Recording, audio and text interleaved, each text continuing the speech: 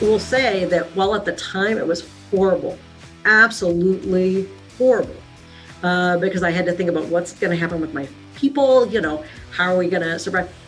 Was the best thing that ever happened.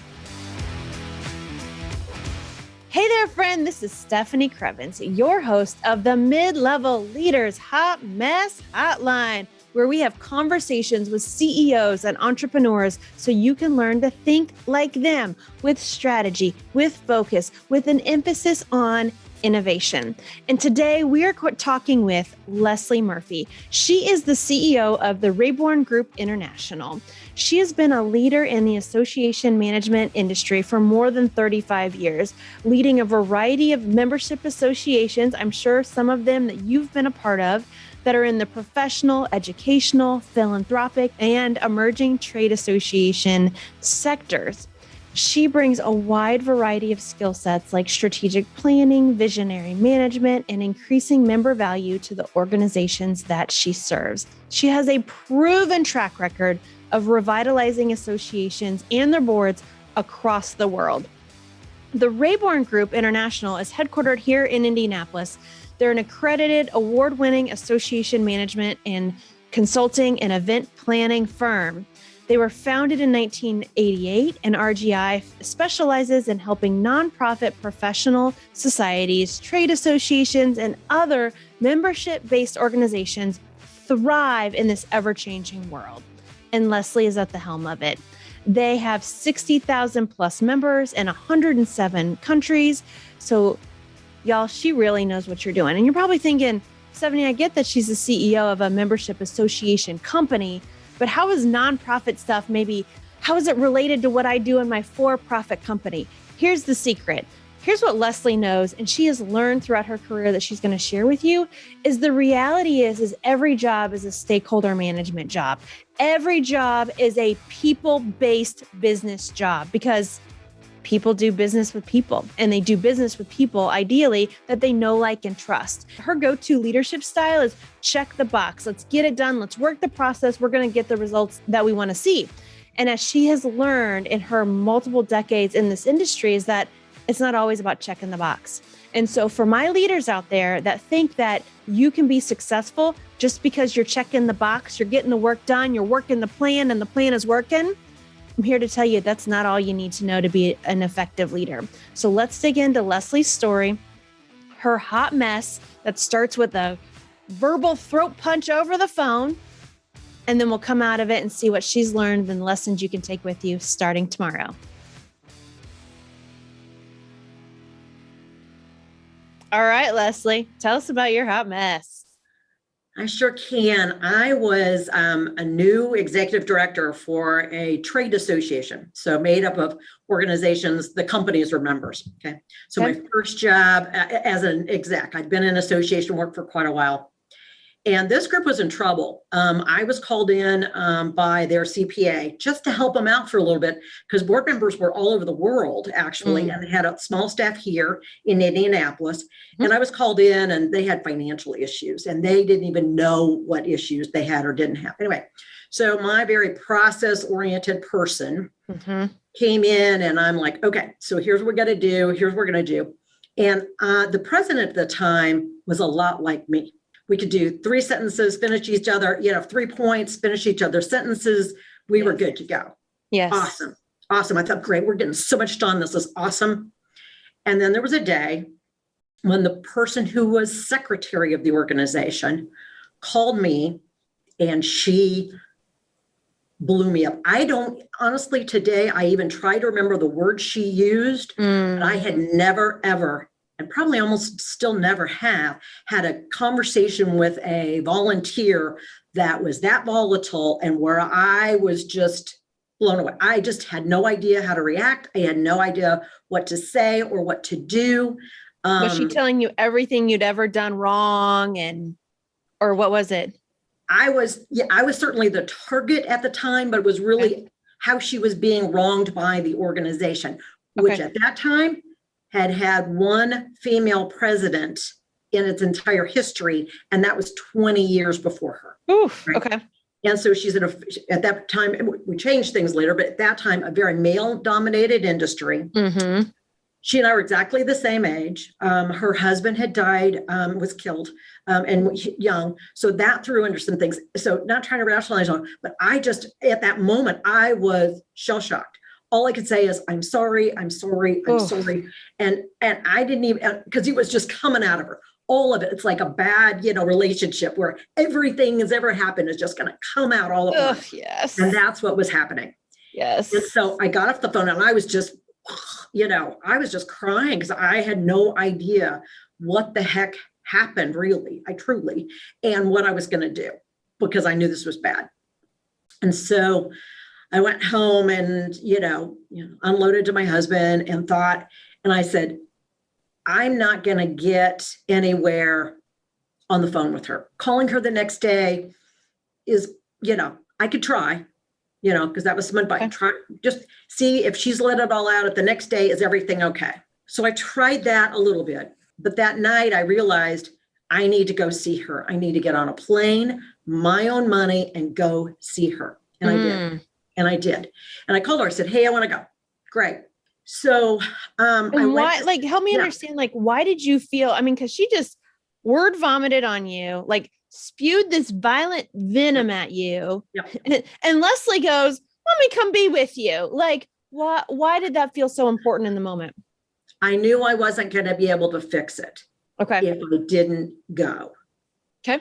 I didn't know a lot else, because honestly, at that time, and, we'll talk about this a little bit later, but I didn't necessarily have all the tools in my tool belt I needed. Yes. For those conversations, but I just felt like there was no way, folks, I'm old. This was pre-video conferencing. So I literally on the phone, I was not gonna go anywhere. Mm-hmm. And she was secretary. She was going to be president.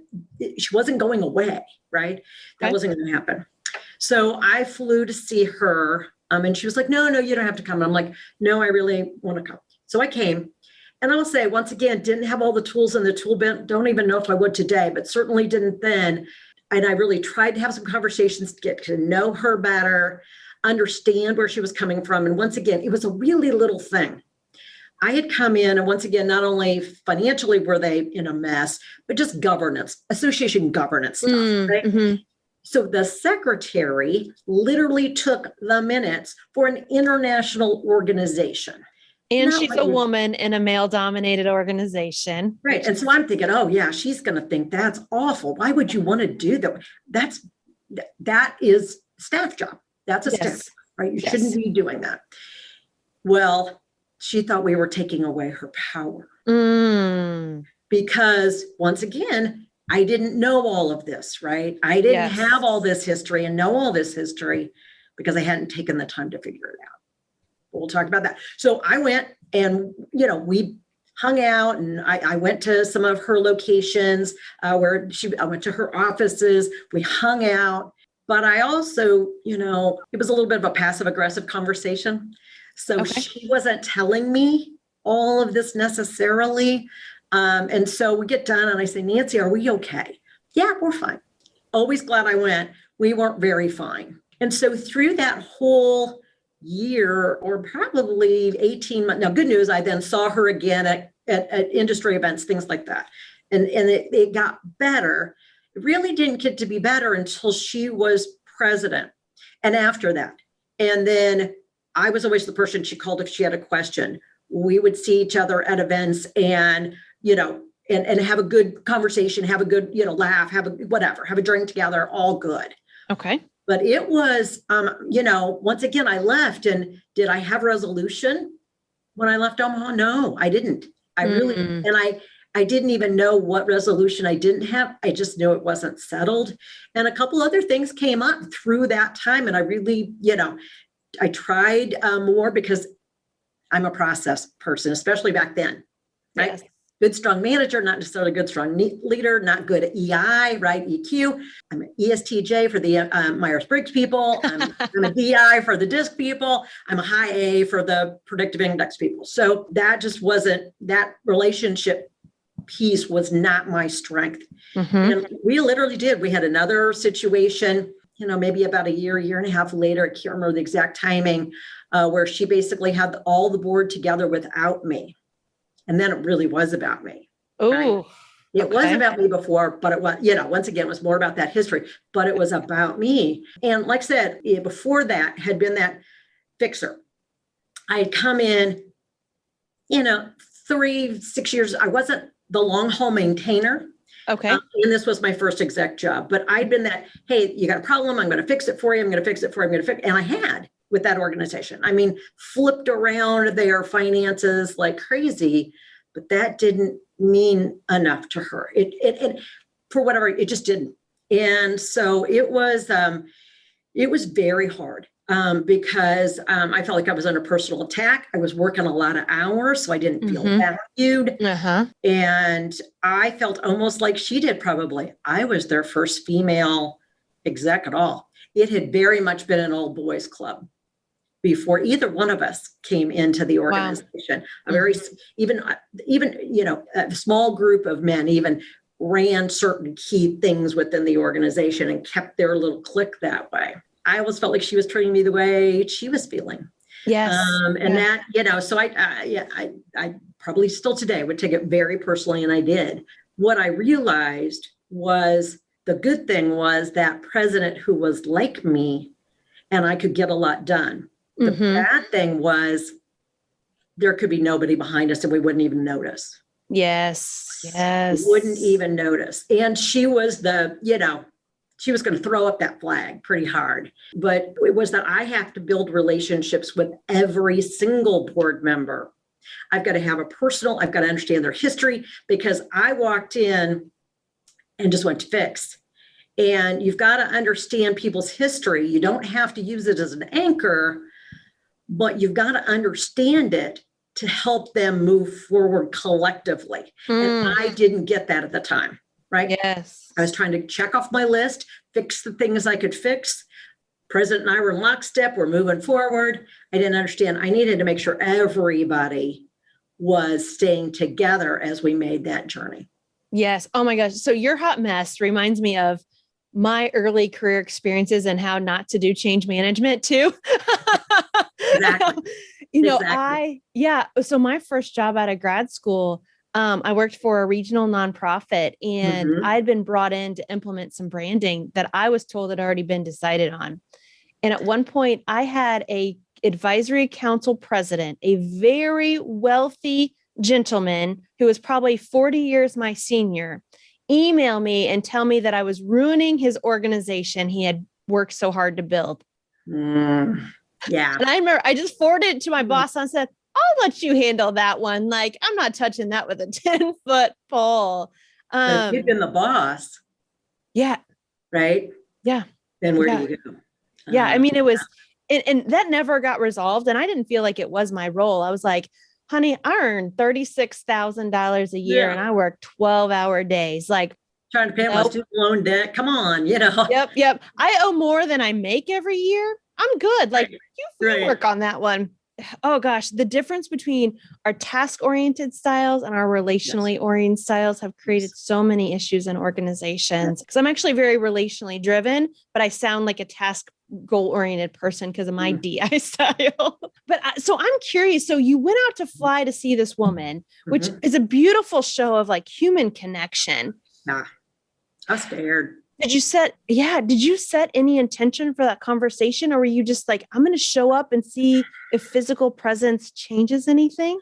Yeah. Like I said, I didn't have all the tools in the tool belt. Maybe I might now about that. So it really was, hey, if I can get in front of her, if we can get together eyeball to eyeball, and I can show her that I care about her because I'm investing time in her, that maybe something would be better. Yes. Yeah. And I mean, I never got the again, but it took a long time to gain her trust. Yes. It really took a long, long time to gain her trust.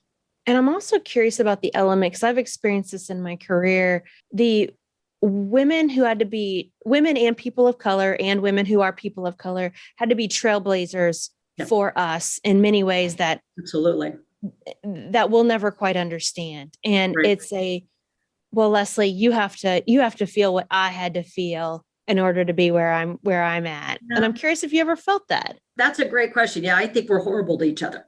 We by are. and large. Yeah, Yeah, I agree. I really try not to be then Yes. for the people who work for me, but it was interesting because the first probably 11, 12 years of my career, I had only men board, only male boards. And because of the way I'm wired, that works for me. Yes. Column A, column B, column C, which one you got to pick it, go. So I didn't understand the art of pre-sale, right? I have an idea necessarily. I had once worked in an organization with all women, but they were still deans of universities. And it was just, a different world. That didn't teach me. That didn't help me early on necessarily. But yeah, I definitely did. I mean, honestly, still today, I'm president and CEO of the company. Our staff knows who actually runs the company. People will look at my husband and ask him a different question than ask me, do I work out of the home? Oh yeah. And I've been doing this for 35 years. I've owned the company for 12 years. I've been at an executive level for more than 25. Yes. So I still get that deferral sometimes, especially, once again, you walk into an odd situation. And so, yeah, it still happens. Yeah. Oh, gender stereotypes. That's a whole other conversation. And I'm hopeful, but yes, I haven't had that to a significant degree or that I felt it, that I really it angered me or something. Only once did I actually have a woman who was a boss. And it was not a good situation. Just once again, wasn't a great situation for both of us. I realized back in associations, it used to be fine. If you were an executive director, if you were a good, strong manager, it was okay. The convention went off, the newsletter went out, the dues notices went out, that you were a good exec. Then we got to that place where you had to be a leader. You still had to get that other stuff done, make sure that got done. But you had to be a leader as well and help lead your board and lead your volunteers and lead your staff. And I realized that luckily, kind of around that same time, that I needed to work on my leadership skills. Now you also have to be an entrepreneur.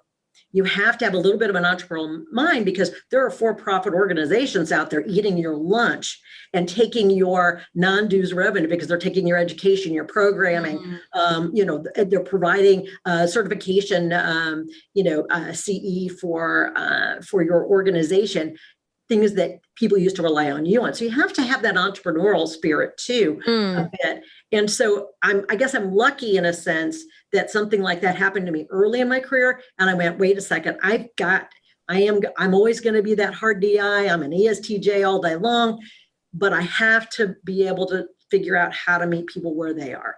I have to try. It's not my natural inclination. I will always say when I'm tired, when I'm stressed, I have to remind myself more. I write listen at the top of a notebook when I go into a board meeting. I have to. I love it. But I still falter at it. But I learned that I have to try to meet everybody and learn about everybody on that board, not just the president. And when did you notice this shift in what was demanded of your industry in terms of leadership? I would say definitely in leadership. I noticed it probably somewhere in the 80s, probably, we had a recession, pretty significant recession that we were coming out of. Things were good, but things were moving very quickly in terms of, what was changing maybe for an industry. Especially for trade associates, what was changing for them, how that was different.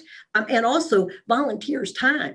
Volunteers who used to, have some of their staff even volunteer for more staff-related time of activities. They didn't have that capacity anymore. Things had squeezed in. They just didn't have that capacity.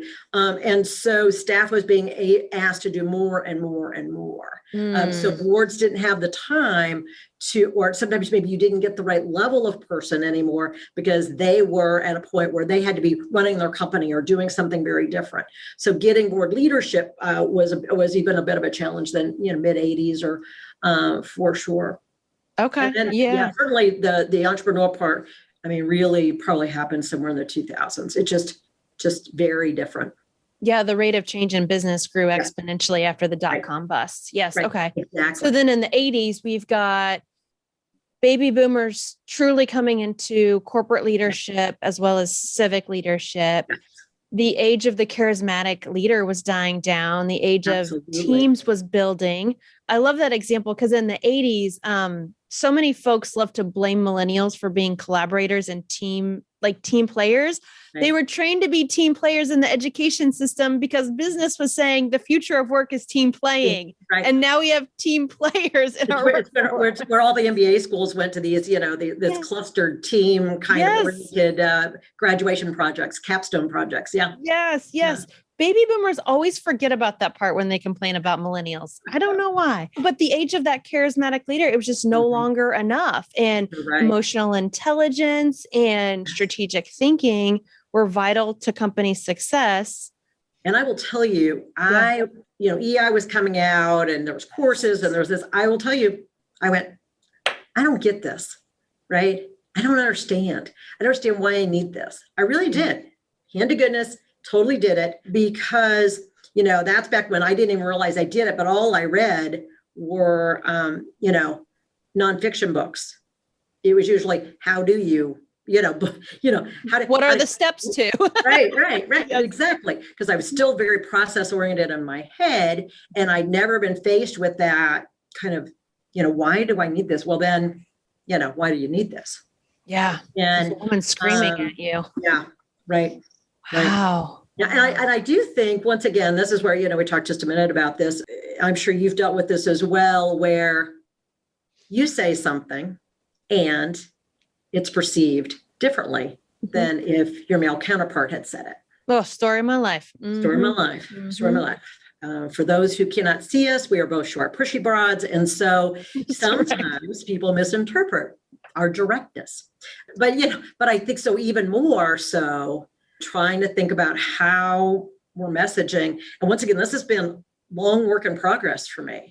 And I'm still not good at it. My staff would, if they saw this right now, would probably still be laughing a little bit. Okay. Especially those who've known me a long time, because I can still be very direct. And I have my SI male counterpart who goes in and plays good cop. Yes. Yeah. We're doing consultant work. Yeah. Yep. And then, so from a gender perspective, both of you are confusing the heck fire out of other people. Absolutely. Yes. Yeah, absolutely. Totally get it. What were other critical moments in your career where you kind of got the verbal punch in the face of, oh my gosh, my EQ is just not where it needs to be for the type of leader and position that I hold? Because I've had several, so I got lots of stories, but I'd love to hear yours. I'm sure I have as well. Once again, I work with volunteers, so I'm in a people business. We don't build widgets. It's ideas and programs and execution to fulfill people's mission, and so it's a very people-oriented business. And volunteers who mistakenly people think you can't fire, but once again, and they're churning at a pretty good rate, especially at the board. Maybe a third of them or if not more, are transitioning every year. So that ever-changing dynamic of the volunteer, and especially at a board level. For me, probably another one was literally, we lost 2 of our largest clients in 1 year. And at the end of the day, both were less about performance and more about people and politics. We'll say that while at the time it was horrible, absolutely horrible, because I had to think about what's going to happen with my people, how are we going to survive? It was the best thing that ever happened, in the sense that it made us do things and take real stock at ourselves in some things and vow to make it different. Yes. And that was, that was really great. That we wouldn't have done it because I would have been too comfortable. I would have been too comfortable to make myself do something that I was going to have to be uncomfortable doing. Yes. Business development for me. Yeah. Yep. A lot of mid-level leaders are listening in. If they're not already, they need to be involved in their trade association to build their experience, to build their network. Yes.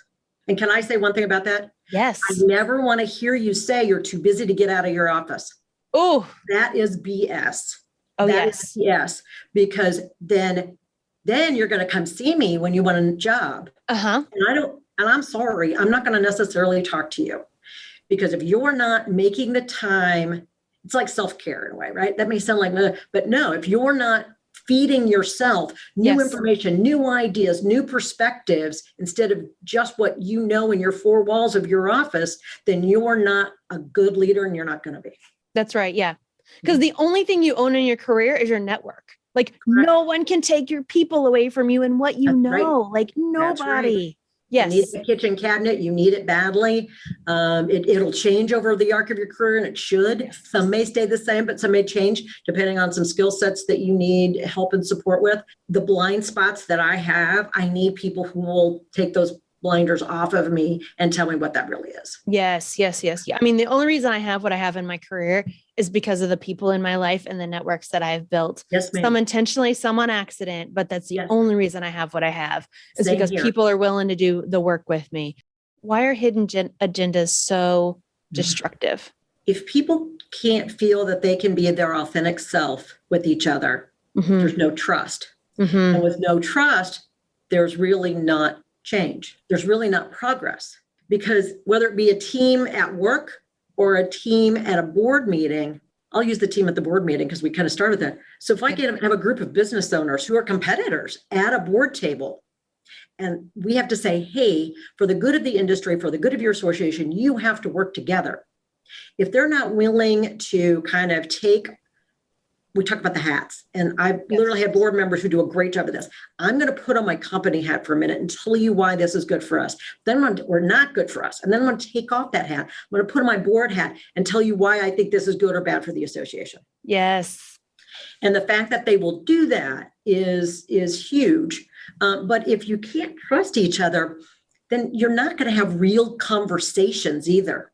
Early in my career, I thought, my job as an exec was to make sure that all board meetings went smoothly and there was no real conflict. And then I went, that's stupid. No, if we don't have some conversation and some conflict in that room, positive conflict in that room and discussion, then wait till this goes out to the masses. And once again, we will not have discovered our blind spot about why this program, service, or initiative may or may not work. That's right. You're going to get crickets and you're not going to know why. And it's because you didn't have conflict at the right place. Right. And they didn't make a real decision. They were rubber stamping something that I gave to them. Yes.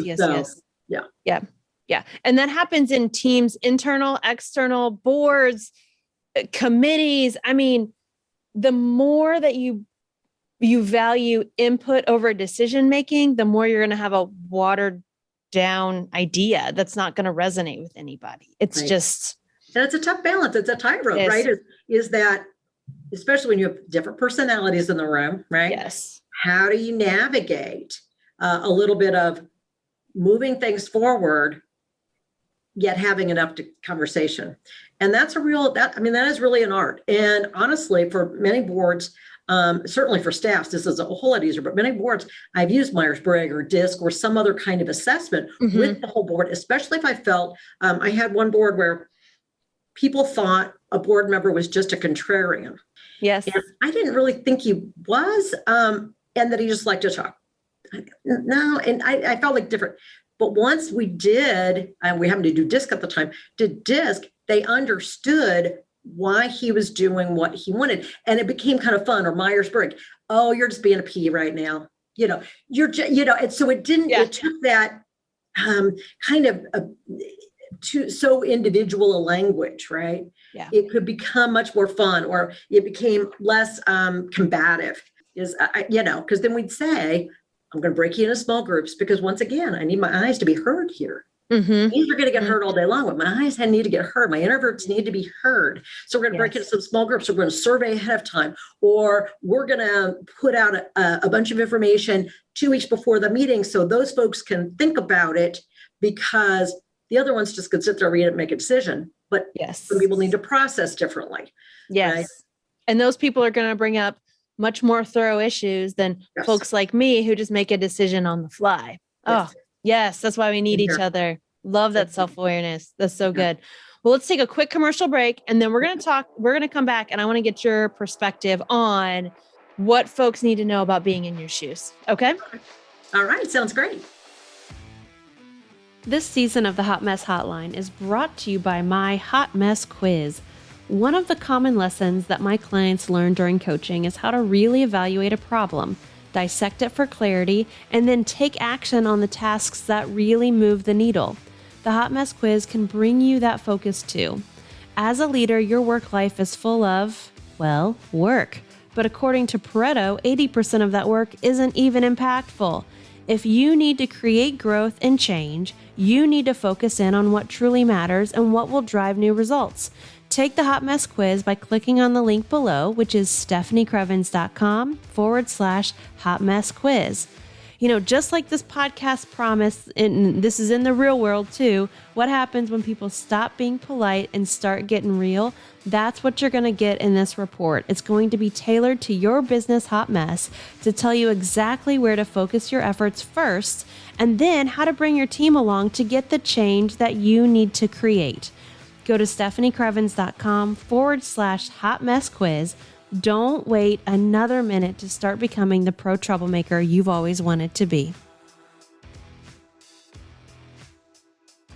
Leslie, we've talked about your experiences over the years, and what I'm getting from your evolution as a leader is, one, you have, and I think this speaks to your success. This speaks to your success as a president, and the success of your company is you have evolved with the times through your own self-awareness, which I can tell you from experience, a lot of leaders don't. They hold on to, what leadership meant 3 decades ago. They're still trying to live that out now. But, I'm really curious, what are you doing now to continue to evolve yourself and your leadership style and your EQ? I'm big on being a lifelong learner, and it's kind of a core value here at our company as well, because then we can bring the best to ourselves and to our clients, right? The newest, greatest thing. Yes. Because things are, once again, I went back to, if you're just staying in your office and say you're too busy to go to things, and I watch people kind of as they get later in their career, as I am, and they quit coming to things. They quit thinking there's anything to learn, and there's always something to learn. There's just always something to learn. And I agree, certainly about myself, about how we lead, and about who we are as a company. We're big on culture, and this has been a real journey. I'm a lot about journeys, not destinations. There's rarely a destination. There's almost always a journey. And culture has been a real journey for us, not only my own individually, all of our culture, who we are. And so we use DISC as a company. Everybody knows their DISC profile. We talk about it on a regular basis. We talk about how that affects communication with others. So if we're going into a tough conversation, we're going to look at that other person's DISC profile and say, okay, what should I be doing? What should I make sure I'm how I'm handling myself in the conversation. And I try to do the same. Good news, I have some people who will be pretty honest with me, and it doesn't have to be my husband. So good news for him. But take some of that burden off of him. I got the people who, and part of it's just putting myself out there, I think, too, in terms of going to things and learning more, not only about myself, but how I lead, what we do, how I can support people, how we can support our clients. It's just, to me, it's who I am, not what I do anymore. Yes. And I think maybe it was what I did earlier in my career. And I think now it's about who I am, because I know we have to walk that talk, because I don't have a lot of baby boomers here, right? 75% are Z's, millennials, X's. And so they're looking for authentic leadership. Yes. Yeah. Authentic leadership. That's what they're looking for. If they don't see it, they're not going to stay. You've been this, in essence, a CEO and executive director of associations. You have now grown your leadership to be the CEO of a company that manages associations, and you're in this relationship business. And if we're being honest with ourselves, every business is a relationship business, right? There's so many lessons across so many industries here. Absolutely. What do you wish mid-level leaders knew about what it takes to be in your CEO seat? It probably goes back to that lesson I learned that day when I got that phone call because I see it in younger staff. It's that check the box person versus really understanding that you have to be a whole person and care about the other whole, the other person, because if you're just going to check the box, if you're just going to stay in your lane, if you're just going to go, this is all I'm going to do, that's fine. But own it and be happy with it. Yes. Own it and be happy with it. But if you don't want to do that, and I learned a lesson really kind of mid-career as well. I used to think that, okay, then I have to work at the next biggest association, the next bigger group, and the next, I had to do I had to make sure I mostly work for national and international groups, but I had to keep doing that kind of thing. There was this very prescribed arc that I was supposed to take. Every time I planned something in my career, it didn't work. Yeah. Every time I said yes, let me try that. Yes to an opportunity. It may not have worked out the way my expectations were different, but I also walked in knowing I was going to learn something. However long I was there, whatever happened, I was going to learn something, because that's the other thing, right? When you're in the middle of stuff, you don't know. At my point in the career, I can look back and go, okay, that's where I got this tool on my tool belt. This is where I got this tool on my tool belt. This is where I learned how to do this. This is where I learned how to do that. Because it's not typically all in one place. You're the cumulative of what you learn over the course of your career. And I think that is, to me, I don't know how to be any other way, which is when people say, when are you retired? I have no idea. Why would I do that? That's like asking me to quit learning. And there'll be something that I do, but I think for me, it's just that quest for more, and not more. It's not more money. It's not more power. It's not more position for me. It's just more impact, maybe learning more, doing more, getting a whole other network. I'd been in association work for a long time. When I became president of a company, I got very different new networks that were amazing. Just amazing, the things I learned from those networks, because I was with business owners, either within my own industry or just business owners in a very different way, because I came from an association world. I knew how to kind of navigate some of those worlds, but not being a business owner. And so I knew I had to go out and join something else, join an association, join a group where I could learn that, and that's been important to me. Yeah, that makes it. Yeah, you have let the journey shape you as much as you've been purposeful about a journey. Yes. Yeah. Absolutely. Absolutely. I love it. And last question. I'll probably say one other thing real quickly. Mm-hmm. I have a staff member who has always said this, and I have given this advice to other people. She says, I'm going to do the job I want. I'm not going to wait to get the job to do it. And it's that, don't sit back and wait for people to just hand you things. Yes. Let them know you want it. Let them know what you can do. Take a chance and say, let me take that project. Let me learn this new thing that I don't know even what I'm going to do with it, but it's something I don't know how to do. Go do that. Yes. Oh, initiative, proactivity. Oh, yes. Those are skills that will change your life, in my opinion. I love it. Agree. Last question. I'll let you go. Okay. What have you learned about the people that you lead through your own journey through leadership? I'm going to say this, that they are truly amazing. When I talk about our culture being a journey, not a destination, we really actively started working on our culture the day I fired 2 people, because they didn't fit our culture, but I really hadn't defined what that was. Yes. And the people who've come on this journey through the whole journey of building culture, but come for culture. I mean, I'm not always going to be able to pay them the most. I'm going to be able to give them some opportunities. I'm going to be able to give them a good place to work where they feel good most of the time about what they're doing. But that culture, to me, and each one of them represent that all of the time. And it's just, to me, it's just amazing to watch. Yes. Oh, yeah. So beautiful. Well, thank you for creating it. Thank you for paying attention when life handed you some really gross messages on the other end of the phone. All good. I've certainly admired your journey and considered a blessing to have you in my network. So thank you. Stephanie, thanks so much. It's always wonderful to be with you. So excited that you asked me. Oh, my pleasure. All right, my friend, give it up for Leslie sharing her words of wisdom from some really tough situations. I want to share with you my insights, and I would love to hear yours wherever you're listening or watching in to this podcast episode. What are you taking away from Leslie's experiences that you can use too? And here are mine.